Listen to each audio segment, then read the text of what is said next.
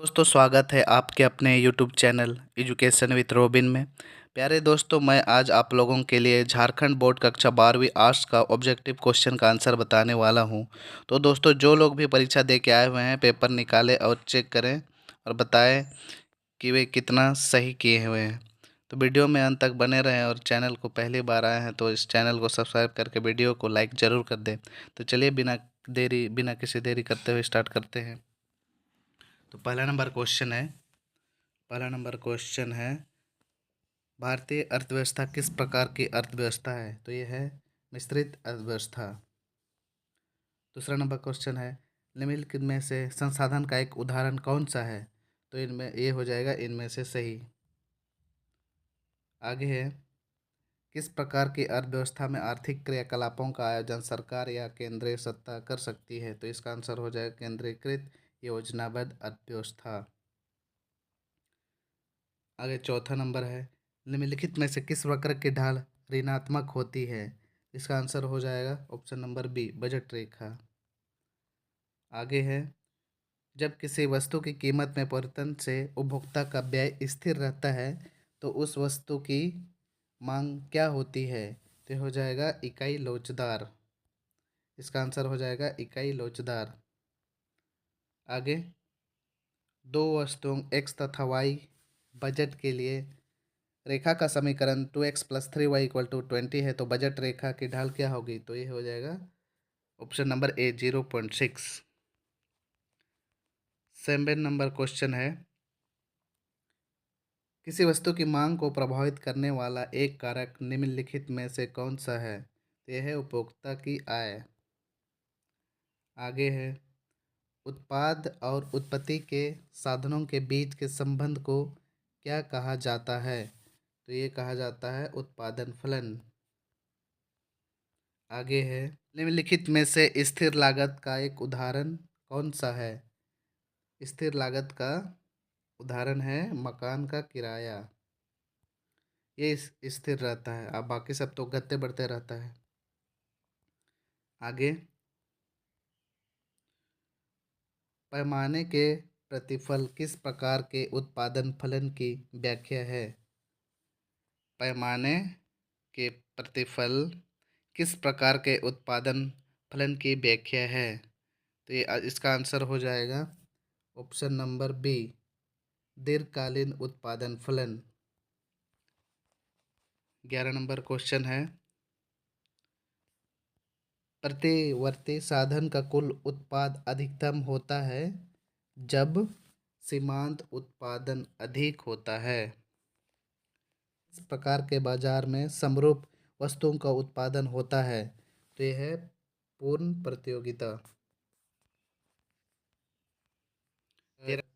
एक पूर्ण प्रतियोगी फर्म के लिए कौन सा वक्र पूर्ति वक्र होता है? तो इसका आंसर हो जाएगा कितना इसका आंसर हो जाएगा ऑप्शन नंबर डी सीमांत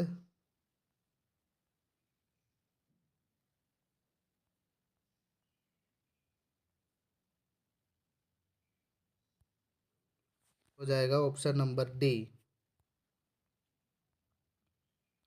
14 है किसी वस्तु की मांग बढ़ने से वस्तु की कीमत क्या होती है? किसी वस्तु की मांग बढ़ने से वस्तु की कीमत में कमी हो जाती है। में मांग और पूर्ति बराबर होती है।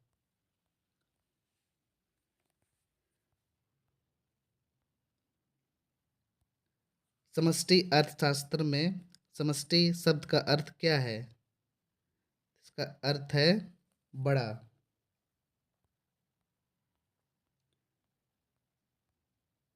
मुद्रास्फीति की स्थिति में वस्तुओं की कीमत में वृद्धि होती है। The general theory of employment interest and money नामक पुस्तक का प्रकाशन कब हुआ था? तो यह है 1936 में हुआ था। मजदूरी क्या है?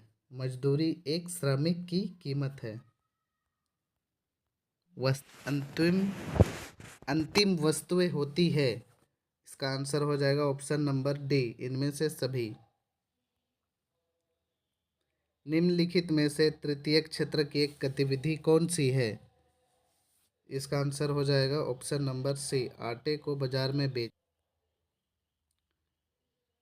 माल सूची में क्या सम्मिलित नहीं होता है? यह है विकृत निर्मित में।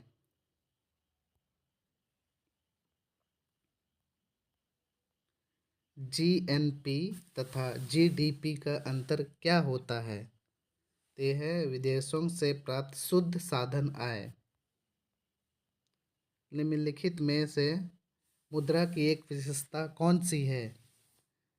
निम्नलिखित में से मुद्रा की एक विशेषता कौन सी है? तो यह है मुद्रा सार्वभौमिक रूप से स्वीकार्य। आगे है, किस बैंक को भारत का केंद्रीय बैंक का दर्जा प्राप्त है? तो ये रिजर्व बैंक ऑफ इंडिया। निम्न में से किस चर का मान 0 और 1 के बीच होता है? तो इसका आंसर हो जाएगा उपभोग की सीमांत प्रवृत्ति। यदि किसी अर्थव्यवस्था में उपभोग की सीमांत प्रवृत्ति 0.6 है तो गुणांक का मान हो जाएगा 2.5। भारत में वित्तीय वर्ष की अवधि होती है तो 1 अप्रैल से 31 मार्च को होती है। निम्नलिखित में पूंजीगत व्यय का एक उदाहरण है तो यह है भूमि अधिग्रहण का व्यय। मुद्रा अवमूल्यन की स्थिति में विनिमय दर में वृद्धि होती है।